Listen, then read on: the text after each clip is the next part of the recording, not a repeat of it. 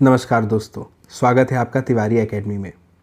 दोस्तों, आज हम देखेंगे कक्षा 6 के सामाजिक विज्ञान में भूगोल का अध्याय 4 जिसका शीर्षक है मानचित्र।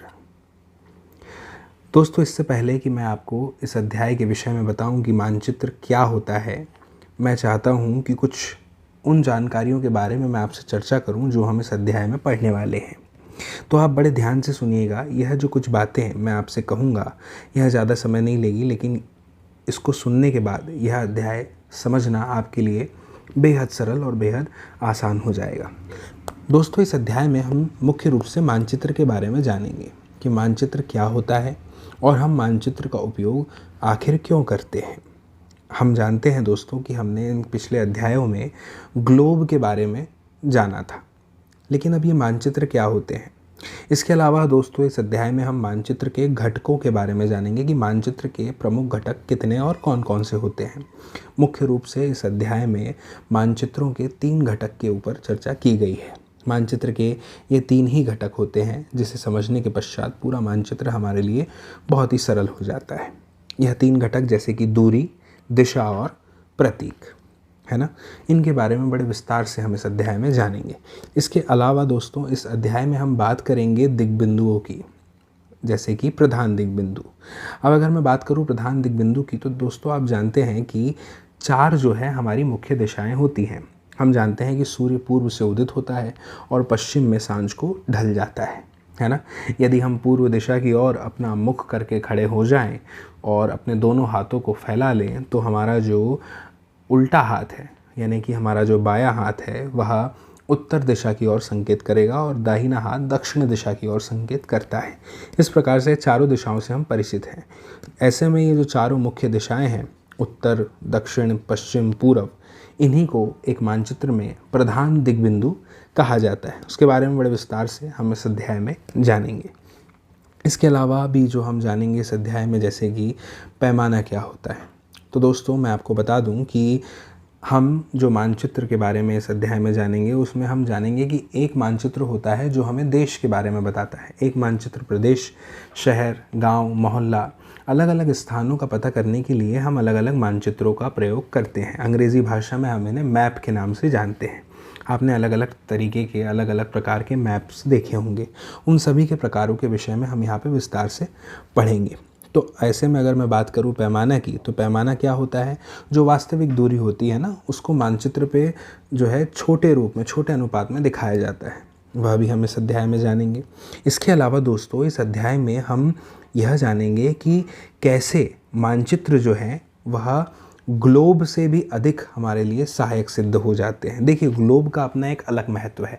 जब हमें दुनिया के बारे में जानना हो, विश्व के बारे में जानना हो, तो ग्लोब सबसे महत्वपूर्ण हमारे लिए बन जाता है। इसमें हमें पृथ्वी की संरचना, आकार, प्रकार के बारे में इत्यादि जानकारी प्राप्त होती है। लेकिन मानचित्र, हमें किसी विशेष जगह को भी अगर जानना हो तो वहाँ पे हम उसका मानचित्र देख सकते हैं।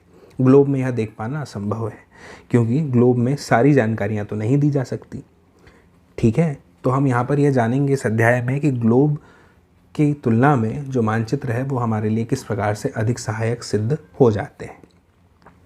इसके बाद हम यहाँ पे खाके के बारे में भी जानेंगे, है ना। यह क्या होता है, कैसे एक छोटे क्षेत्र का बड़े पैमाने पर जो रेखाचित्र खींचा जाता है, उसी को दरअसल हम खाका कहते हैं। वह इस अध्याय में हम जानेंगे, जिसमें हमें जानकारियाँ मिलती हैं और जिन्हें हम कभी कभी जानना चाहते हैं। उस प्रकार की जानकारी इसमें मिलती है। लंबाई, चौड़ाई इत्यादि का प्रयोग किया जाता है। किस प्रकार से मानचित्र और खाका एक दूसरे से भिन्न है, अलग है, यह हम जानेंगे। कौन सा मानचित्र जो है वो हमें विस्तृत जानकारी प्रदान करता है, इसके विषय में भी हम जानेंगे। कौन सा नहीं करता है, बड़े पैमाने वाला मानचित्र क्या होता है, छोटे पैमाने वाला मानचित्र क्या होता है। इसके साथ ही हम जानेंगे कि प्रतीक क्या होते हैं, प्रतीक किस प्रकार से मानचित्रों के अध्ययन में हमारी सहायता करते हैं, यह भी हम जानेंगे। जैसे कि कोई मानचित्र है, अब उसमें जो वास्तविक आकार प्रकार है, विभिन्न उसकी जो आकृतियां हैं, अलग अलग आकृतियां, जैसे कि पुल हो गए, वृक्ष हो गए, भवन हो गए, है ना, पटरियां हो गई रेल की, विद्यालयों को दिखाना हो गया, पोस्ट ऑफिसों को दिखाना हो गया। तो ये जो अनेक प्रकार के जो प्रतीक चिन्ह हैं, उनसे जब हम किसी जगह को, वस्तु स्थान को प्रदर्शित करते हैं, तो वो हमें प्रतीक हम कहलाते हैं, कहते हैं उन्हें, है ना, प्रतीक कहलाते हैं वो। ये कम स्थान में दोस्तों अधिक प्रकार की जानकारियाँ हमें दे देते हैं। कई बार शब्द बड़े होते हैं और चिन्हों की सहायता से उन्हें छोटे रूप में दिखाया जा सकता है। इनके उपयोग से हम मानचित्र को बड़ी आसानी से न सिर्फ बना सकते हैं, मानचित्र खींचा जा सकता है, बल्कि इनका अध्ययन करने से हमारे लिए मानचित्र बहुत ही आसान हो जाता है।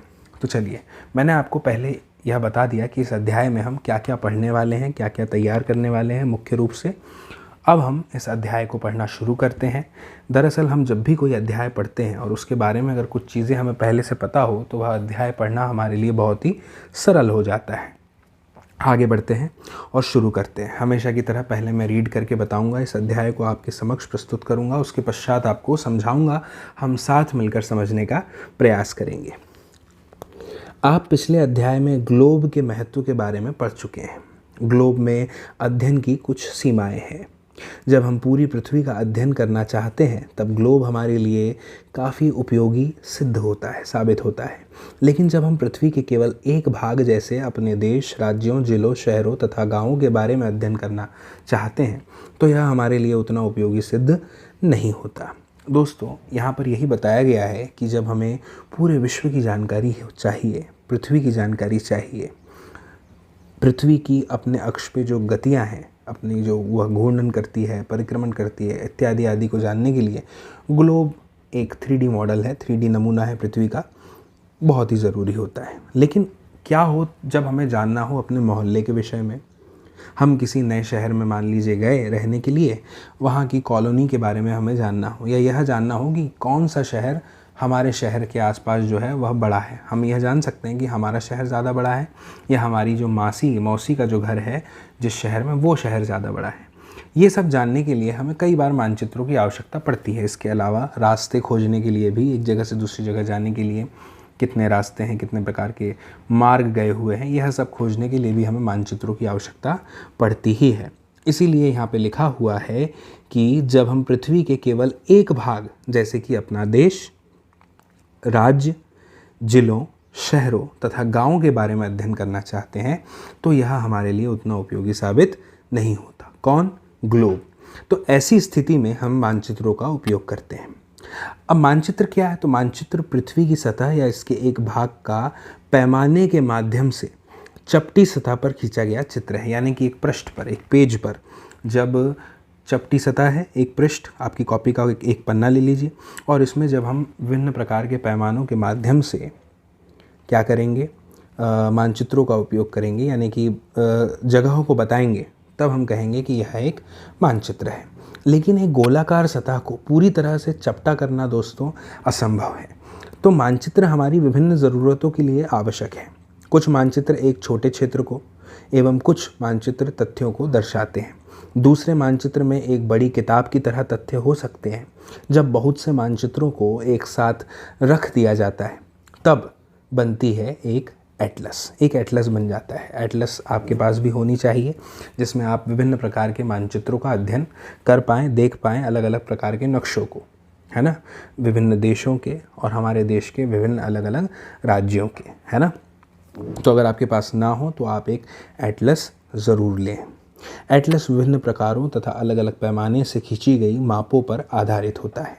मानचित्रों से एक ग्लोब की अपेक्षा हमें ज़्यादा जानकारी प्राप्त होती है, क्योंकि ग्लोब जो है वह पूरे विश्व को, पृथ्वी को दिखाता है। अब वह देश तो दिखा सकता है, लेकिन आपका गांव का जो नाम है वह उसमें दिखाई नहीं देगा, आपका गांव दिखाई नहीं देता है। लेकिन मानचित्र में यह संभव है।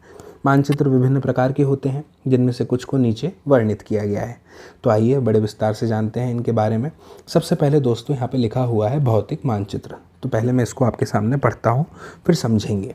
पृथ्वी की प्राकृतिक आकृतियों जैसे पर्वत, पठारों, मैदानों, नदियों, महासागरों इत्यादि को दर्शाने वाले मानचित्रों को भौतिक या उच्चावच मानचित्र कहा जाता है। दोस्तों, इस पैराग्राफ में हमें यह बताया गया है कि भौतिक मानचित्र किसे कहा जाता है। तो भौतिक मानचित्र जो भौतिक अवस्थाओं का हमारे सामने जो है वह विवरण देता है, जैसे कि पर्वत हो गए, कौन कौन से पर्वत हैं, पठारों की बात हो गई, मैदानों को दिखाने के लिए जो मानचित्रों का हम उपयोग करते हैं, नदियों को देखना चाहते हैं, महासागरों इत्यादि का वर्णन हम देखना चाहते हैं, तो उसके लिए जितने भी मानचित्रों का हम उपयोग करेंगे, जिसमें हमें पहाड़ों, पर्वतों, पठारों, मैदानों, नदियों, महासागरों की जानकारी मिलेगी, उसे हम भौतिक मानचित्र कहते हैं।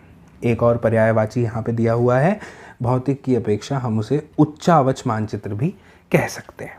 मुझे उम्मीद है कि आपको ये समझ में आया कि भौतिक मानचित्र क्या होते हैं। दूसरे प्रकार के दोस्तों मानचित्र होते हैं मुख्य रूप से राजनीतिक मानचित्र।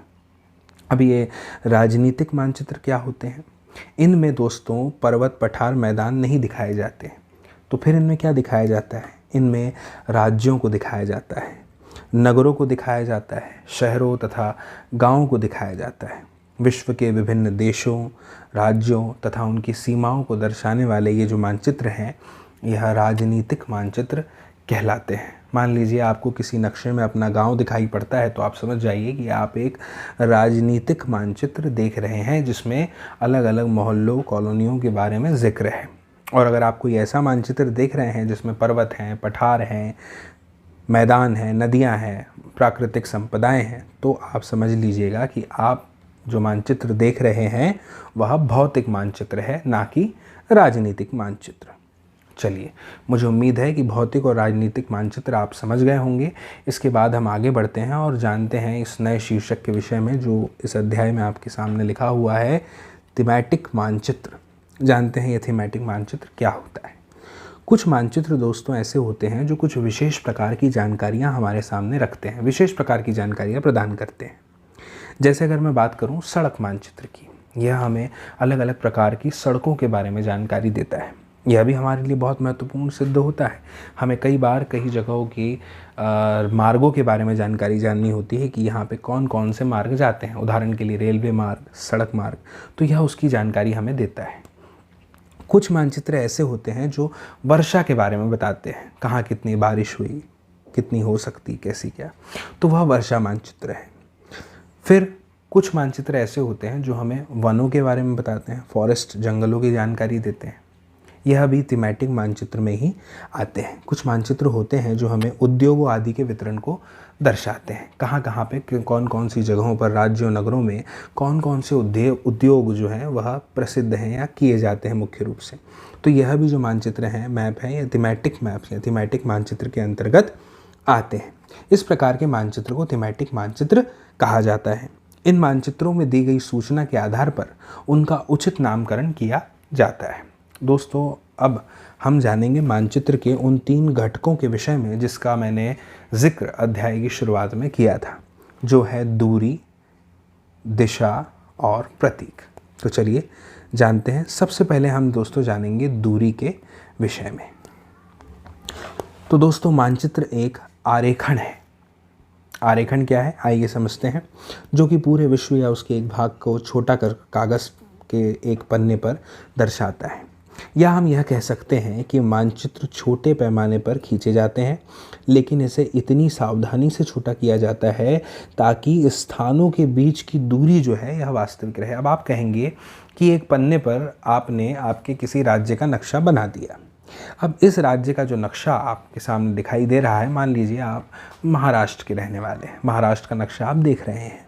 तो महाराष्ट्र के अंदर जो शहरों के बीच में दूरी है, सीमाएं हैं, उनको वास्तविक दूरी से कैसे बताया जा सकता है? जैसा कि यहाँ पे लिखा हुआ है, दूरियाँ तो बहुत होती हैं, कई हज़ारों किलोमीटर में होती हैं। तो यह किस प्रकार से संभव हो पाया, अब हम इसे जानेंगे। यह तभी संभव हो सकता है जब कागज़ पर एक छोटी दूरी स्थल की बड़ी दूरी को व्यक्त करती है। जैसे उदाहरण के लिए मैं आपको बताऊं, अगर आपको कहीं पे 10 किलोमीटर को दर्शाना है, तो आप उसे 10 किलोमीटर लंबा मानचित्र बनाने की अपेक्षा एक कागज़ पर 10 सेंटीमीटर या 1 सेंटीमीटर से व्यक्त करेंगे कि भैया 1 सेंटीमीटर का मतलब होता है 10 किलोमीटर।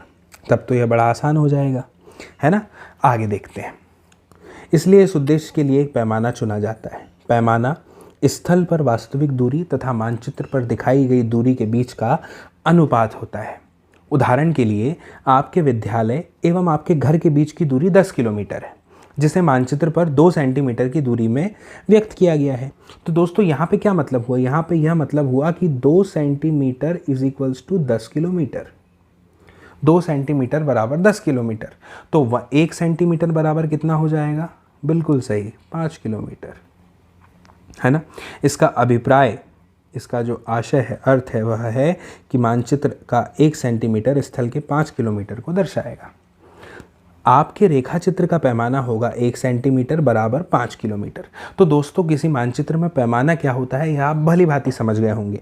पैमाना दूरी का, वास्तविक दूरी का वह अनुपात है जो छोटे रूप में बड़ी दूरियों को दर्शाता है, जैसे कि 1 सेंटीमीटर बराबर से 5 किलोमीटर, है ना।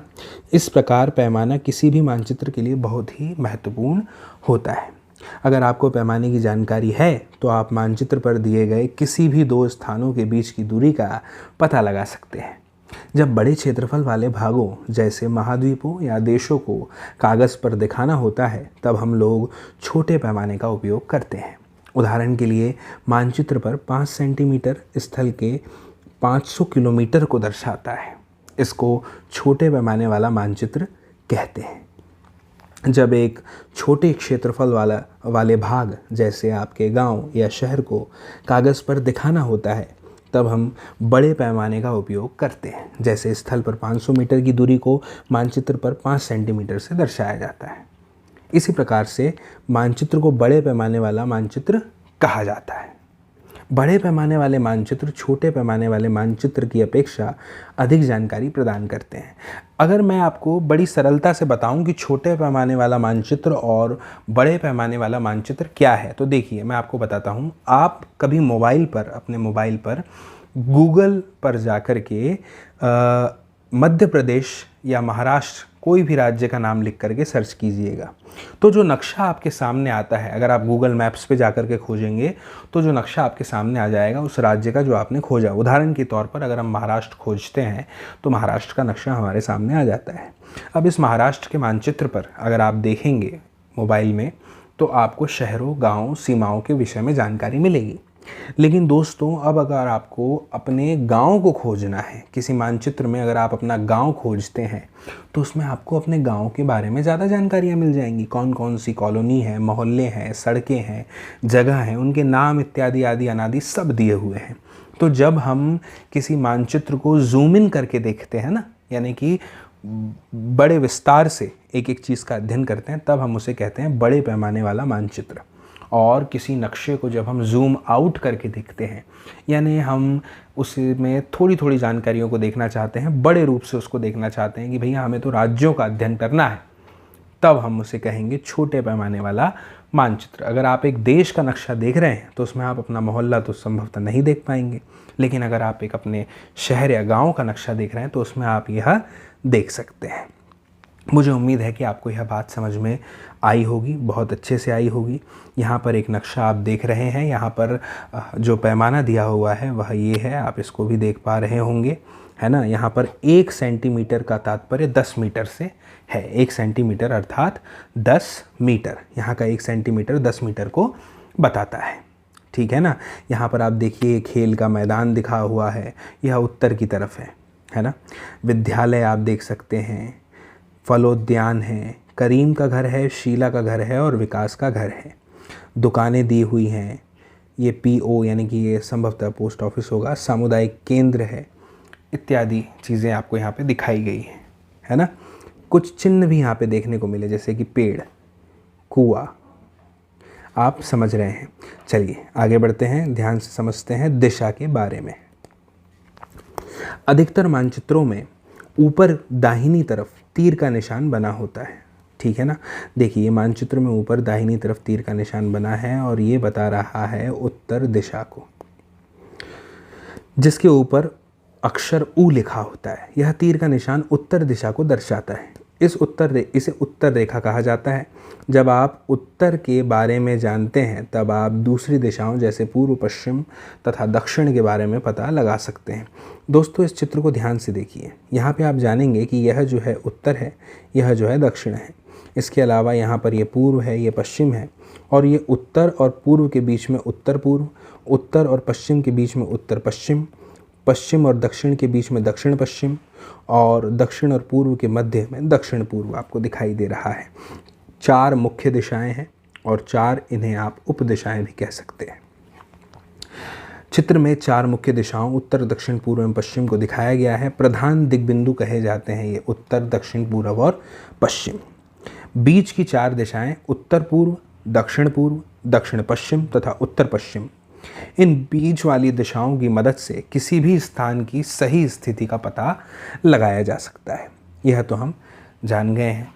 चित्र से निम्नलिखित दिशाओं का पता लगाने के लिए कहा जा रहा है, जैसे विकास के घर से सामुदायिक केंद्र तथा खेल के मैदान की दिशा। तो दोस्तों यह एक मैं आपके सामने पता करके बता देता हूँ। यह है विकास का घर और यह है सामुदायिक स्वास्थ्य केंद्र। तो अगर मैं इसकी बात करूं तो ऊपर की तरफ यानी कि यह उत्तर दिशा को बताता है। लेकिन अगर खेल के मैदान की हम बात करें तो यह उत्तर और पूर्व के बीच यानी कि उत्तर पूर्व का क्षेत्र होगा। किसके घर से? विकास के घर से। तो इस प्रकार से दिशाओं का अनुमान लगाया जाता है। हम दिक्सूचक की सहायता से किसी स्थान की दिशा का पता लगा सकते हैं। अब ये दिक्सूचक क्या होता है? तो दोस्तों मैं आपको बता दूं कि दिक्सूचक जो है वो इस प्रकार का एक यंत्र होता है, आप ऐसा समझ लीजिए, जिसमें जो है यह यंत्र एक ऐसा यंत्र है जिसकी सहायता से मुख्य दिशाओं का पता लगाया जा सकता है। जब हवा चलती है तो यह जो आप एरो देख रहे हैं यह उत्तर और दक्षिण दिशा की ओर ही रुकता है, ठीक है ना। इसकी चुंबकीय सुई की दिशा हमेशा उत्तर दक्षिण दिशा में होती है। ये देखिए यह चित्र दिया हुआ है दिक्सूचक का, ठीक है ना। मुझे उम्मीद है आपको समझ में आया होगा। अब हम बात करेंगे प्रतीक की। यह किसी भी मानचित्र का तीसरा प्रमुख घटक होता है दोस्तों। किसी भी मानचित्र पर वास्तविक आकार एवं प्रकार में विभिन्न आकृतियों जैसे कि भवन, सड़क, पुल, वृक्ष, रेल की पटरियों या कुएं को दिखाना संभव नहीं हो पाता। इसलिए ये निश्चित अक्षर हैं, छाया है, रंग है, चित्र है, रेखा है, जिनके उपयोग से इस विभिन्न वस्तुओं को दिखाया जाता है। ये प्रतीक कम स्थान में अधिक जानकारी प्रदान करते हैं। इन प्रतीकों के इस्तेमाल के द्वारा मानचित्र को आसानी से खींचा जा सकता है। इसका अध्ययन करना आसान होता है। अगर आप एक क्षेत्र की भाषा को नहीं जानते हैं तथा आप किसी से दिशाओं के बारे में नहीं पूछ सकते हैं, तब आप इन चिन्हों की सहायता से जो है उस स्थान पर पहुंच सकते हैं जहां आप जाना चाहते हैं। अब आप देखिए मानचित्र में हम इनकी सहायता से जानकारियाँ प्राप्त कर सकते हैं। जैसे रेलवे लाइन है ना, इसमें बड़ी line, metre line, railway station को क्रम से दिखाया गया है। यह जो है यह बड़ी लाइन का चिन्ह है, यह मीटर लाइन को दिखाया रहा है और यह रेलवे स्टेशन को दिखा रहा है ना। सड़कों की अगर मैं बात करूं तो सड़कें पक्की भी होती हैं और कच्ची भी होती है। पक्की सड़कों को अगर दिखाना तो इस चिन्ह का उपयोग करेंगे और कच्ची सड़कों को दिखाने के लिए इस चिन्ह का उपयोग किया जाता है, प्रतीक का। इसके बाद में अगर सीमाओं की बात करें तो एक सीमा होती है अंतर्राष्ट्रीय, एक होती है राज्य की और एक होती है जिले के अंतर्गत आने वाली। तो अंतर्राष्ट्रीय सीमाओं को दिखाने के लिए इस प्रतीक चिन्ह का उपयोग किया जाता है और राज्य और जिले को बताने के लिए क्रम से इस और इस प्रतीक चिन्ह का उपयोग किया जाता है। नदी को दिखाने के लिए इस चिन्ह का, कुएं को इस चिन्ह का, तालाब को इस चिन्ह से और नहर को इससे और पुल को इस चिन्ह से दिखाया जाता है। इसके अलावा मंदिर को इस चिन्ह से, गिरजाघर को इस चिन्ह से, मस्जिद को इस चिन्ह से और छतरी को इस चिन्ह से दिखाया जाता है। इसके अलावा पोस्ट ऑफिस की अगर हम बात करें तो पोस्ट ऑफिस को पीओ लिखा जाएगा। अभी ऊपर हमने नक्शे में देखा था। पोस्ट एवं टेलीग्राफ ऑफिस को पीटीओ के माध्यम से लिखा जाता है और पुलिस स्टेशन को पीएस लिखा जाता है। इसे आप प्ले स्टेशन मत समझिएगा। बस्ती और कब्रिस्तान की बात करूं तो यह चिन्ह बस्तियों को दिखाता है और यह चिन्ह कब्रिस्तान को दिखाता है। पेड़ों को इस प्रकार से दिखाया जाता है और घास को इस प्रकार से दिखाया जाता है। मुझे उम्मीद है कि आपको यह प्रतीक चिन्ह समझ में आ रहे हैं। मानचित्रों की एक विश्वव्यापी भाषा होती है जिसे सभी आसानी से समझ सकते हैं। इन प्रतीकों के उपयोग के संबंध में एक अंतर्राष्ट्रीय सहमति है दोस्तों। ये रूढ़ प्रतीक कहे जाते हैं। कुछ रूढ़ प्रतीक चित्र में दर्शाए गए हैं। विभिन्न रंगों का उपयोग भी किसी उद्देश्य से ही किया जाता है। उदाहरण के लिए सामान्यतः नीले रंग का इस्तेमाल जलाशयों, भूरा रंग पर्वतों, पीला रंग पठारों और हरा रंग मैदानों को दर्शाने के लिए किया जाता है। इसमें आप यहाँ पे देख सकते हैं। आगे बढ़ते हैं और अब बात करते हैं रेखा चित्र की।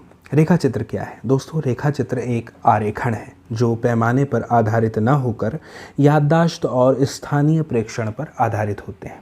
कभी कभी किसी क्षेत्र के एक कच्चे आरेखण की आवश्यकता वहाँ के एक स्थान को दूसरे स्थान के सापेक्ष दिखाने के लिए होती है। मान लीजिए कि आप अपने मित्र के घर जाना चाहते हैं, लेकिन आपको रास्ते की जानकारी नहीं है। आपका मित्र अपने घर के रास्ते को बताने के लिए एक कच्चा आरेखण बना सकता है। इस प्रकार कच्चे आरेख को बिना पैमाने की सहायता से खींचा जाता है तथा इसे रेखाचित्र मानचित्र कहते हैं। मैंने आपसे कहा था कि हम इस अध्याय में खाका के बारे में भी जानेंगे। आइए जानते हैं खाका क्या होता है। एक छोटे क्षेत्र का बड़े पैमाने पर खींचा गया रेखाचित्र दोस्तों खाका कहलाता है। मैं फिर से कहता हूँ, एक छोटे क्षेत्र का बड़े पैमाने पर खींचा गया रेखाचित्र क्या कहलाता है? खाका कहलाता है। एक बड़े पैमाने वाले मानचित्र से हमें बहुत सी जानकारियाँ प्राप्त होती हैं, लेकिन कुछ ऐसी चीज़ें होती हैं जिन्हें हम कभी कभी जानना चाहते हैं। वह क्या होती हैं? जैसे किसी कमरे की लंबाई, चौड़ाई, जिसे हम मानचित्र में नहीं दिखाया जा सकता। उस समय हम लोग बड़े पैमाने वाले एक रेखा चित्र खींच सकते हैं जिसे खाका कहा जा सकता है, खाका कहा जाता है। दोस्तों मुझे उम्मीद है कि यह अध्याय आपको समझ में पूरी तरह से आया हुआ होगा। इस अध्याय की पूरी तरह से जांच करने के लिए आप इन प्रश्नों को भी देख सकते हैं। इनके उत्तर आप देने में समर्थ हो गए। मानचित्र के 3 घटक कौन से हैं, कौन कौन से हैं? तो दोस्तों इस अध्याय की शुरुआत में ही, इस अध्याय को बताने से पहले ही मैंने आपको बता दिया था कि मानचित्र के 3 प्रमुख घटक कौन कौन से होते हैं। इस प्रश्न का उत्तर देते हुए आपको बहुत खुशी हो रही होगी, क्योंकि आप यह पहले से जानते हैं मानचित्र के प्रमुख 3 घटक होते हैं दूरी, दिशा और प्रतीक, जिनके बारे में हमने विस्तार से जाना। ऐसे ही हर प्रश्न का उत्तर देने में मुझे लगता है, उम्मीद है कि आप सक्षम हो पाए होंगे। आपको हर प्रश्न का उत्तर बनता होगा और यह पाठ आपको पूरी तरह से समझ में आया होगा। अगर यह पाठ आपको समझ में आया है, वीडियो पसंद आया हो, तो दोस्तों कृपया इस वीडियो को शेयर करें। इस वीडियो की लिंक को अपने दोस्तों, साथियों, सहपाठियों, मित्रों के साथ में, परिजनों के साथ में, ताकि उन लोगों तक भी यह जानकारी पहुंच सके। जल्द ही हम मिलेंगे नेक्स्ट वीडियो में। तब तक के लिए नमस्कार।